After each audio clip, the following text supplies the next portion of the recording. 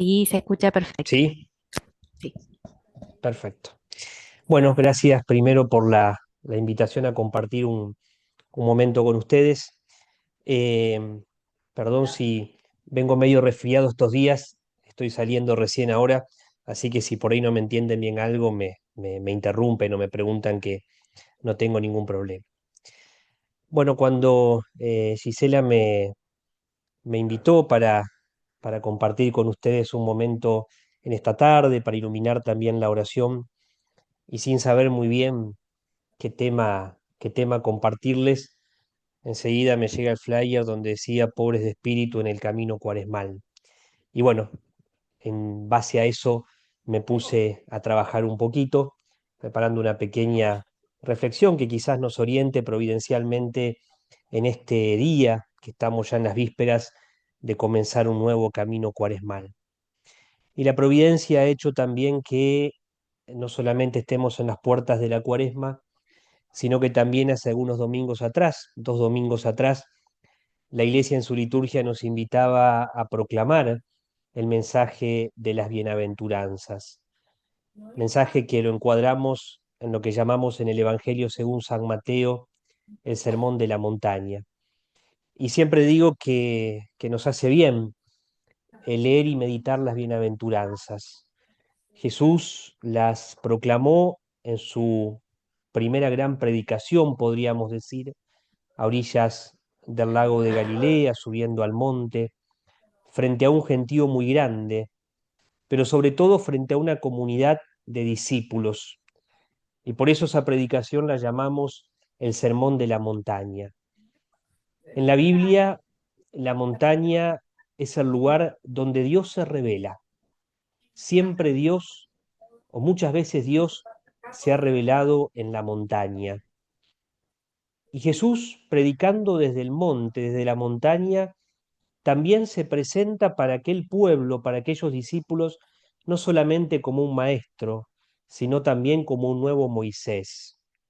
Y podríamos decir que también hoy en las vísperas de esta cuaresma se nos quiere revelar a cada uno de nosotros. Podríamos decir que en esta tarde nos lleva un rato a la montaña para alimentarnos y que después comencemos a caminar en el camino por el desierto que es la cuaresma. Y vamos a quedarnos con la primera de las bienaventuranzas que nos presenta el Evangelio según San Mateo.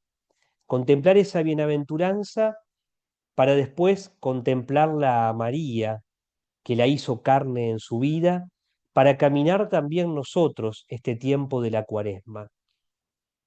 La primera bienaventuranza declara felices a los pobres de espíritu, porque a ellos les pertenece el reino de los cielos. En primer lugar, podríamos intentar comprender lo que significa pobre de espíritu. Y no lo podemos comprender en su hondura más grande si no lo miramos a Jesús, como todas las cosas del Evangelio. Jesús es en primer lugar el pobre de espíritu. Es el Hijo de Dios que se hizo hombre, que eligió el camino de la pobreza, el camino del anonadamiento, el camino de la humillación. Como nos dirá hermosamente la carta a los filipenses, tengan los mismos sentimientos de Cristo Jesús, el cual, siendo de condición divina, no hizo alarde de su categoría de Dios, sino que al contrario, se anonadó a sí mismo y tomó la condición de esclavo, pasando por uno de tantos. Jesús es el pobre que se despoja de su gloria. Y aquí podemos ver la elección de Dios, de la pobreza por parte de Dios.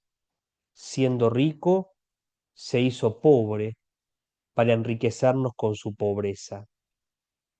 Es el misterio que contemplamos en el Belén, viendo al Hijo de Dios en el pesebre, y finalmente es el misterio que contemplamos en la cruz, donde la humillación llega hasta el final.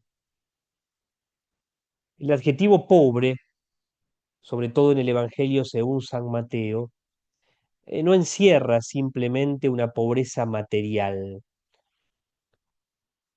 Pobre quiere decir mendigo.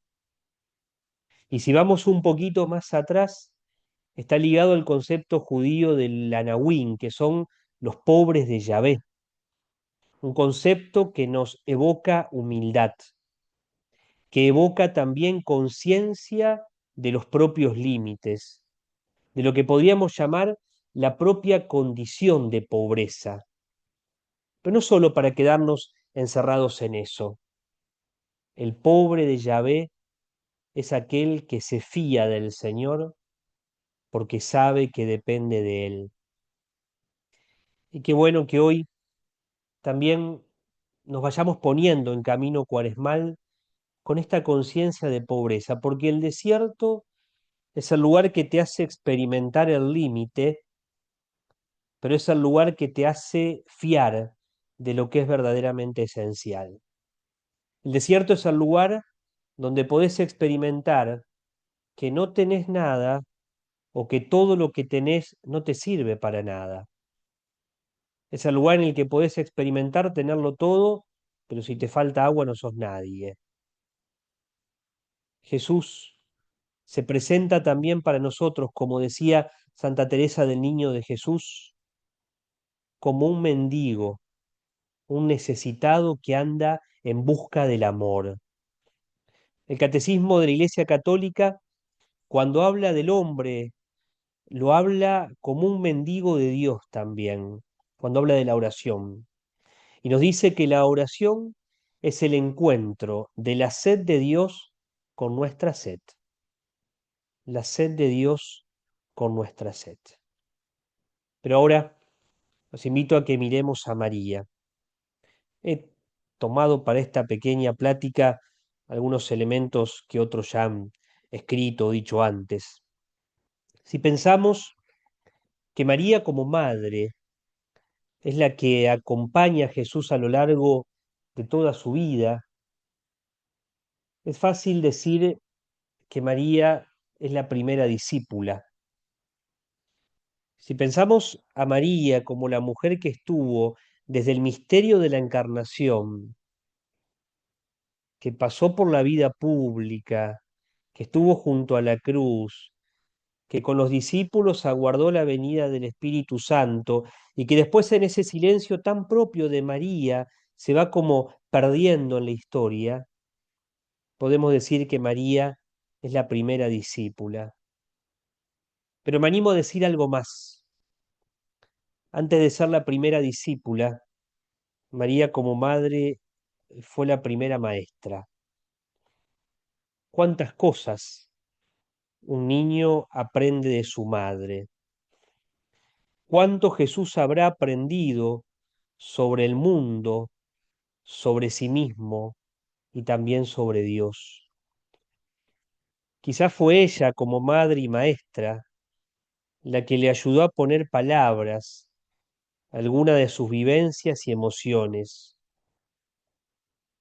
la que le ayudó a poner palabras a lo que él también como niño iba intuyendo y descubriendo, porque es la que contempló cómo aquel niño iba creciendo en estatura, en sabiduría y en gracia, y porque también es la que guardó en su corazón aquello que iba viviendo.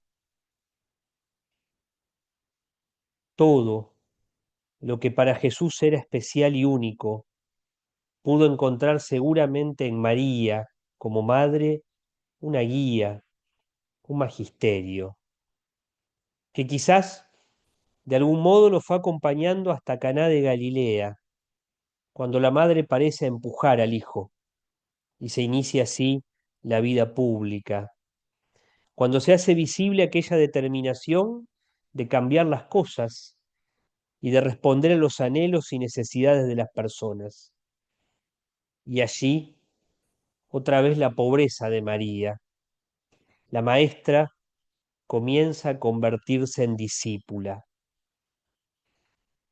Ahora, en esa vida pública, cuando Jesús es percibido por muchos como maestro, podemos decir que María silenciosamente y en la pobreza, es discípula. Discípulo es el que aprende, y seguramente María no dejó de aprender hasta el final. Podemos decir algo más. Quizás María fue también la primera oyente de las enseñanzas de Jesús. A lo mejor María también fue aquella que oyó las bienaventuranzas. Quizás María aquel día en el monte también escuchó felices los pobres de espíritu, porque a ellos les pertenece el reino de los cielos. Pero lo que podemos afirmar sin duda es que lo haya escuchado en ese momento o no, es que María es la que se deja guiar, iluminar e ilustrar por las enseñanzas de Jesús. Y esa María que es discípula hasta el final, nos invita también a pensar en nuestra propia necesidad de vivir y de actuar así. Discípulo es el que no deja de aprender, y eso dura toda la vida, porque lo primero que aprendemos es que lo ignoramos casi todo. Solo sé que no sé nada, decía un filósofo antiguo. Hay algo muy valioso en la actitud del discípulo y que quizás de un modo particular nos puede iluminar en este tiempo de Cuaresma. Algo imprescindible y que es la constatación siempre de que necesitamos aprender, de que necesitamos hacernos, podríamos decir, pobres también en la sabiduría. No podemos instalarnos en lo poco que ya conocemos, deambular por los márgenes seguros y confortables de 3 o 4 ideas que ya tenemos. Es importante ir al desierto con la actitud de quien no lo tiene todo claro y está dispuesto a escuchar. María es discípula porque es pobre de espíritu, y porque es pobre de espíritu nos enseña también a escuchar. El Papa León, en el mensaje de la Cuaresma de este año, nos invita a escuchar y a ayunar. Escuchar y ayunar. Nos invita a darle espacio a la palabra a través de la escucha, ya que la escucha, dice el Papa, es el primer signo con el que se manifiesta el deseo de entrar en relación con el otro. Escuchar. No hay pobre de espíritu, no hay pobreza de espíritu si no aprendemos a escuchar. María entonces es primera discípula y por ser primera discípula es pobre de espíritu.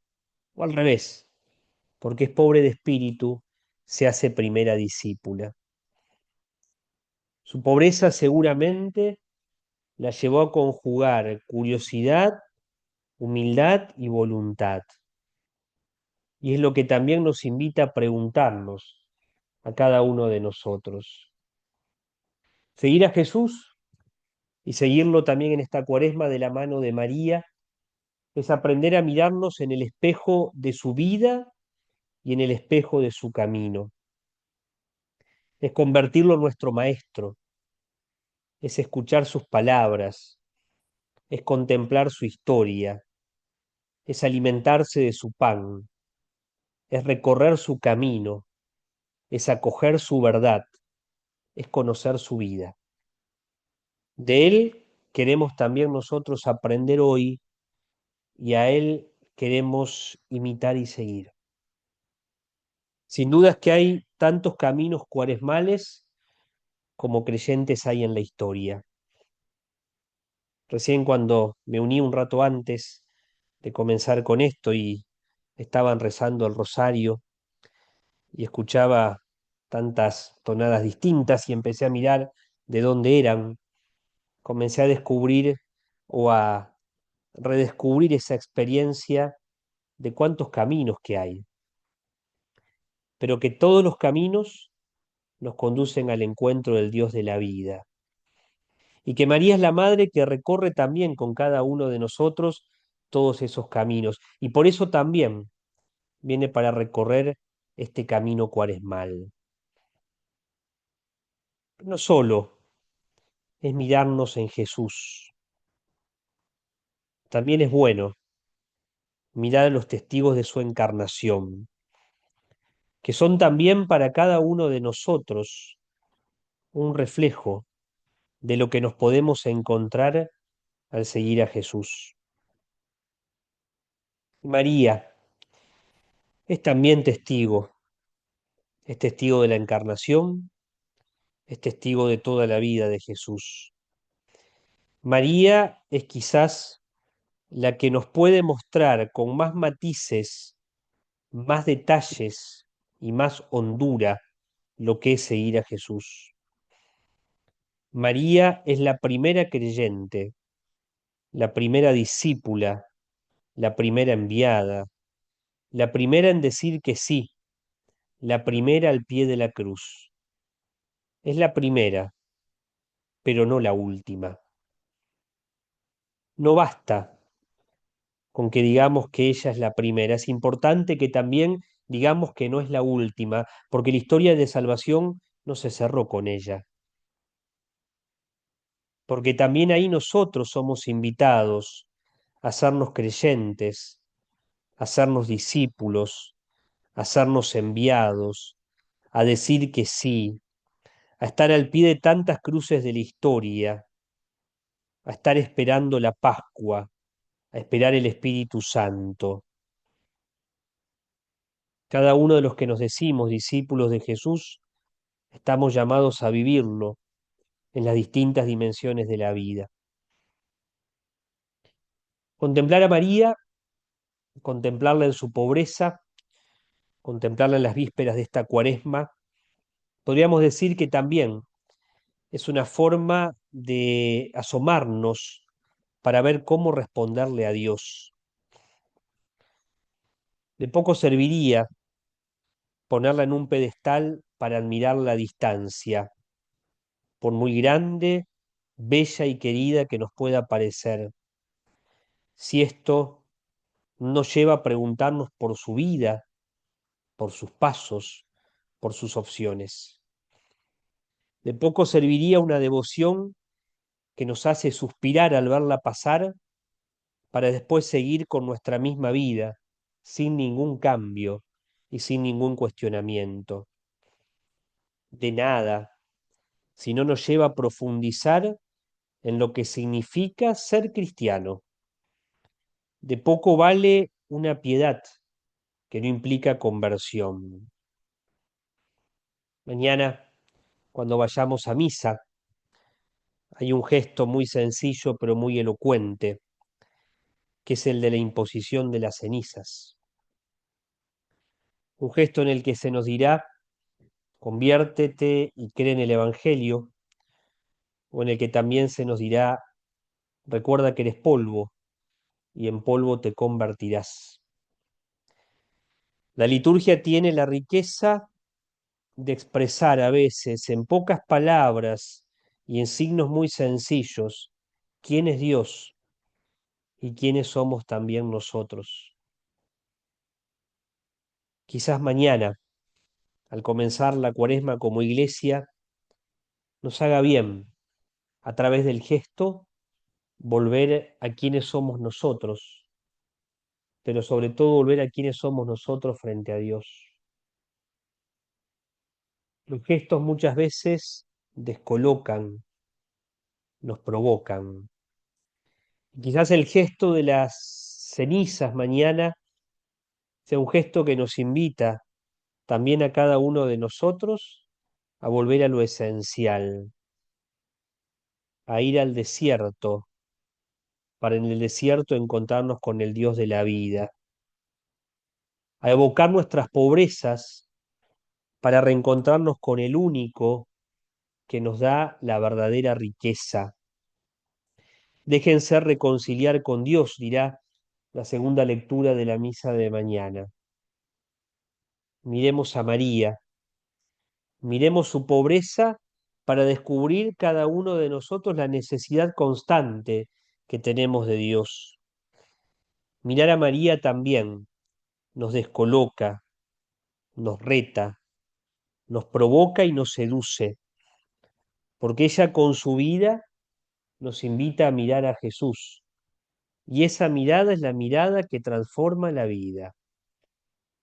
No nos seduce por ella misma, nos seduce porque nos invita a poner la mirada en el Hijo.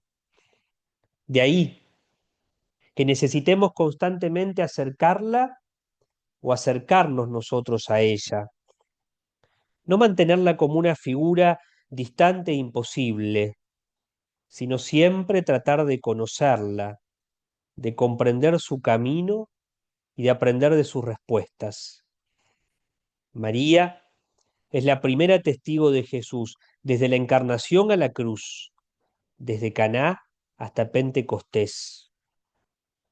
Ya aquella comunidad primitiva le hace apuntar a su hijo: hagan todo lo que él les diga, dijo a los de Caná, y nos lo sigue diciendo también a nosotros hoy. La vida de María apunta siempre al Dios de Jesús. Lo pensaba recién mientras rezaban el rosario. La vida de María nos invita a contemplar los misterios de la vida de Jesús. Con ella los contemplamos y ahí también es donde aprendemos. No es el mucho saber el que harta, el que satisface al alma, dirá San Ignacio, sino el gustar de las cosas internamente.